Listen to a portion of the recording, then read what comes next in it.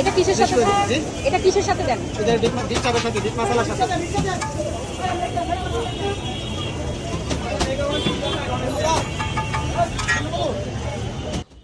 এখানে বিফ মশলার সাথেও যেটা দেয় চিকেন চাপের সাথেও ওইটাই দেয়, একটু ভিন্নতা আছে। এখানে এটা চিকেন চাপ তৈরি করছিল, চিকেন চাপের সাথে এই মশলাটা দিবে, এরপরে এটাকে আবার বিফ চাপের জন্য রেডি করা হবে। সো রেস্টুরেন্টের কাজগুলো আসলে অত কঠিন না, ওনারা একটা মশলা দিয়েই 2-3 রকম রেডি করে। যে চিকেন চাপ হয়ে গেল, সো চিকেন চাপ হয়ে যাওয়ার পরে এখন আবার মেবি এটা বিফ দিচ্ছে, দেখলাম মাংস দিচ্ছিল, তো এটা তো বুঝতে পারি নাই ফার্স্টে। তো আমি দাঁড়িয়েছিলাম যে এটার প্রিপারেশন টাইমিংটা দেখার জন্য।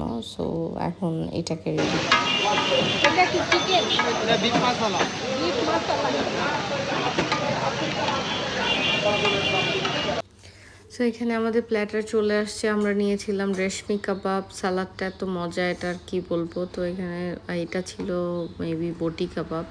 সো আমার ছেলে তো যা শুনে তাই, অ্যাকচুয়ালি এগুলো অনেক স্পাইসি হয়। আর ওই যে বিলাল সাহেব এখানে উনি খালি খালি সালাদ খেয়ে ফেলতেছে, আর আমরা মার্কেটিং করে এত বেশি এক্সস্টেড ছিলাম যে আমাদের কথা আর কি বলবো। এখানে ওই যে ঝাল ফ্রাই করতে দেখলেন, বিফ ঝাল ফ্রাই, চিকেন ঝাল ফ্রাই, বিফটাই নিয়েছিলাম আমরা।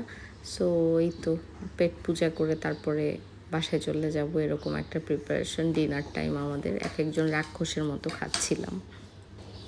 সো ভিডিওটা ভালো লাগলে সবাই লাইক দিয়ে সাবস্ক্রাইব করে পাশে থাকবেন এবং সাপোর্ট করবেন। Thank you very much.